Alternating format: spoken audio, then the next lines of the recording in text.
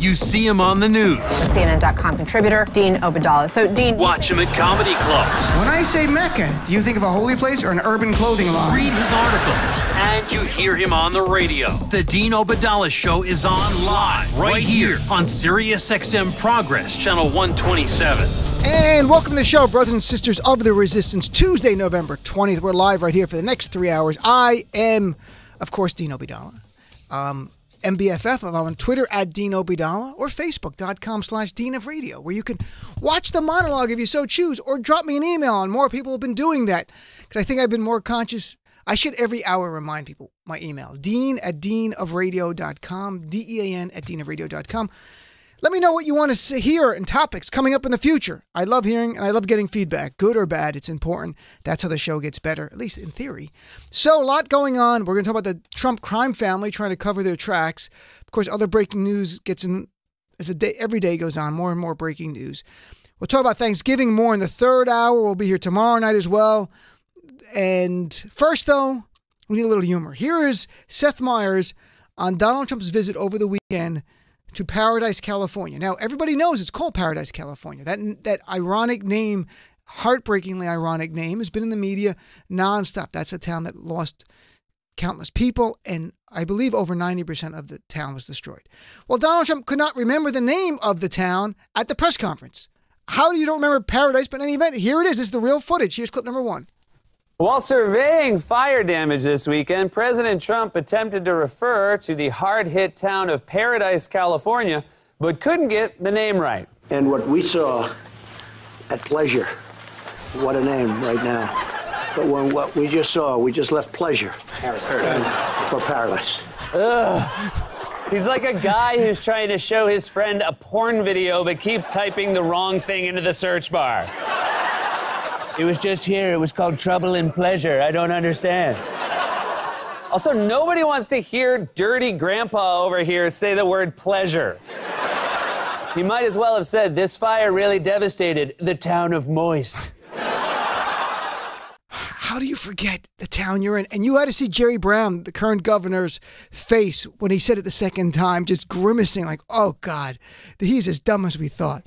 And then here... Because, by the way, today is the day that Donald Trump pardoned 2 turkeys. Well, it was 1 or 2. And he had the video. If you saw the video, Melania was there. And she looked really happy because I think they told her today was the day that she would be freed. But it was only turkeys, not her. She's still stuck there. But here was Jimmy Fallon with a few good jokes in a row on the pardoning that took place today. Here's clip number 2. Well, you guys, this Thursday is Thanksgiving. Yeah. And tomorrow at the White House, President Trump will pardon a turkey. And after the ceremony, the turkey will be sent to live in a farm upstate with Jeff Sessions. Americans actually get to vote on which turkey Trump pardons, and I saw that the 2 finalists are named Peas and Carrots. And you heard they're both named after vegetables. Trump was like, forget it, they're both goners. Where's McMuffin and Milkshake? That's right, Americans can vote on which turkey gets pardoned. You could tell turkeys want to drag it out as long as possible, because today they asked if that vote could happen in Florida. So today was the pardoning that happened. And let's talk about some stuff, though, that really, in this first hour, we have some great guests tonight. Second hour, we're going to have a former CIA intelligence officer on who's got a brand new book. You're going to meet a young man who just became the first Muslim American ever elected to the state Senate in North Carolina. He's state Senate elect. He'll be here. In the third hour, Aisha and Daniel Moody Mills both will be here. Surviving Trump's Giving 2, we did it last year. And Dr. Dawn Davis, a psychologist, will also join us and for part of it. And she's my sister. Okay, so she's really Dawn Obeidallah Davis. But she is a psychologist. So that's in the third hour. We'll take a lot of phone calls. We'll have some fun.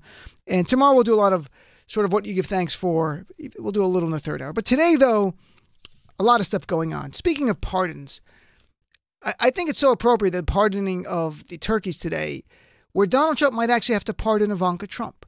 And I'm not sure. We don't know all the details yet. We just know what the reporting says. But I can tell you from a legal point of view, it is truly concerning. And today, this morning, the mainstream media, cable news on at least MS and CNN, were covering wall to wall what we learned last night from the Washington Post, that Ivanka Trump sent, according to the reporting, hundreds of emails last year to White House aides, cabinet officials, and her assistants using a personal account. many of them in violation of federal records. Here this morning on CNN on New Day, early in the morning, here's Mark Short. He used to be a Trump campaign legislative affairs director, very reasonable guy, frankly. He even admitted that this looks really bad for Ivanka, even though he tried, of course, pivot quickly to Hillary, but Allison Camerado, the host, pushed back on it. But here's clip number 4. Mark, at Trump rallies, they chant, "Lock her up, lock her up." Who are they referring to? Hillary or Ivanka? I mean, are you... just when you read that Ivanka had been using personal email through 2017, what were your thoughts? Well, look, Allison, it's hypocritical, and certainly it looks bad, and I'm sure that the media will have a field day with it today. I do think there are a couple important distinctions to make. One is that Hillary Clinton did delete over 30,000 emails. She had IT specialists come put a server in her home, and there's classified information as Secretary of State that she put on there. Retroactively? I mean, she found out retroactively, so now they'll look at Ivanka's emails and see if there was anything classified in there. And what Ivanka and what her lawyers have said is there was no classified information. So did Hillary's lawyers. Allison Camerado doing a nice job pushing back. All I can say is, Russia, if you're listening, I hope you're able to find the Ivanka emails that are missing. I think you will probably be rewarded mightily by our press. Of course, those are the exact words Trump said, except for the word Ivanka about Hillary Clinton's emails. And I tweeted earlier this morning that Donald Trump, there's no doubt, because the media coverage was all focused on Ivanka, he would do something or say something to try to get the media to move away from this story. Because he's very good at media manipulation. He understands the media chases the shiny object, whatever it is. Whatever he throws, sadly, they will chase. Sometimes they should chase it. Sometimes it's substantive issues. Sometimes it's a charade, and he does it. So what did he do around 2 o'clock, tired of the Ivanka Trump coverage? He put out a statement about Jamal Khashoggi, the journalist who was killed horribly by the Saudis.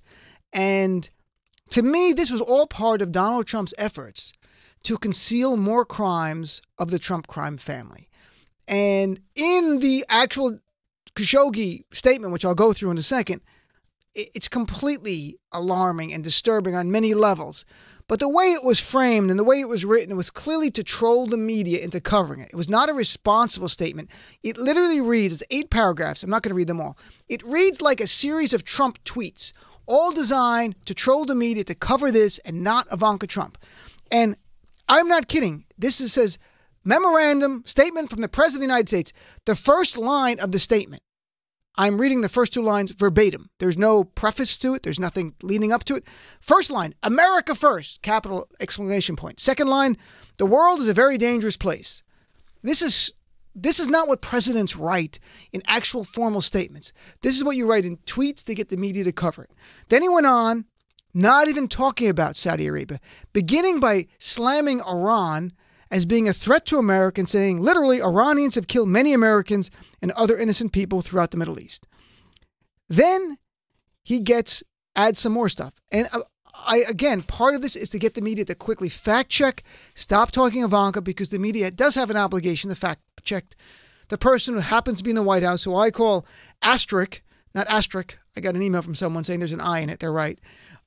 He's not the 45th president. The next president will be the 45th president. Trump is the asterisk in the White House. He added this in his statement. And why would you put this in a statement about a journalist killed by Saudi Arabia, other than to get the media to talk about it? Because he writes here, after my heavily negotiated trip to Saudi Arabia last year, the kingdom agreed to spend and invest $450 billion in the United States. This is a record amount of money. It would create hundreds of thousands of jobs, tremendous economic development, and much additional wealth for the U.S. Of the $450 billion, $110 billion will be spent on the purchase of military equipment from Boeing, Lockheed Martin, Raytheon, and other great U.S. defense contractors. Every media outlet is forced to fact check this. He made the same statement in October. It was deemed a lie. First of all, the $450 billion number that Trump is citing in writing here, he had said it in October. It was not true in October.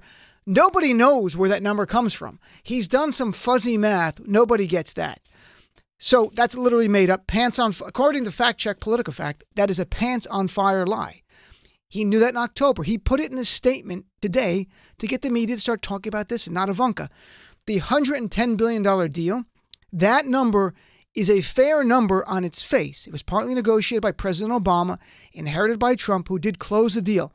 But there's no guarantee they're going to buy $110 billion. They've already bought about $13 billion. That's it. So everyone in the media's got to fact check that. They do that, and he knows it. So they're not talking about Ivanka emails. Then he goes on in this statement. Representatives of Saudi Arabia say that Jamal Khashoggi was an enemy of the state and a member of the Muslim Brotherhood, but my decision is no way based on that. This is an unacceptable and horrible crime. Why would you smear the victim who was tortured and brutally killed for writing negative stories about Saudi? And even saying it doesn't even matter, I'm throwing it in here. He did that for one reason, because the media will be in inflammatory bullshit. That could have been the entire statement, frankly. There's no need for anything else. And then he ends with, and I'm not kidding, America first, the world's a dangerous place, America first. Now, I will comment quickly on the statement, and the essence of it is that he's saying, if it's believable on its face, that if you spend enough money with the American government and you're a dictator or an autocrat in some other country, you can kill journalists, commit human rights violation, but as long as you're investing in our nation, it's all is forgiven. It's not America first, it's dollars first to Donald Trump. That's the truth, and that part, I understand the media wanting to comment on that. And I think that's important. But Trump, there was no need for him to put this statement out today. And in that, he does not even embrace the CIA's findings, as reported, that the Crown Prince was involved. He said in his statement that he could be, he might not be. Literally said he said he didn't do it, but he could have. We don't know. It's gibberish to get the media not to talk about Ivanka. So let's get back to what Donald Trump is trying to cover up here. And I think this is very important, that we all remember Ivanka Trump's business deals, her business ties, and what I think are the concerns of these emails, which must be investigated by Congress. Here's a quick audio clip. Lauren, here's a quick audio clip that sums up the whole Ivanka Trump issue. Here, clip 5.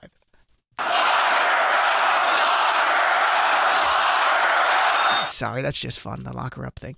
All right, just so everyone knows, the emails, the reason we found out about them, the American Oversight, I've never heard about them, but they're a liberal watchdog group. They requested these records regarding Ivanka Trump's use of personal emails.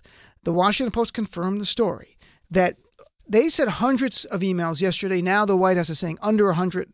It's unclear what's going on, but they're saying using personal emails for government business could violate the Presidential Records Act, which requires all official White House communications and records be preserved. So that's one part. But to me, I think, and her lawyers are saying there's no classified information, no emails were deleted, we've retained everything. Here's my big takeaway. You can't trust a Trump. You can't trust a Trump. So I don't care what her lawyers say. I don't care what Trump says. Today going, it's completely different than Hillary. I do not care about that.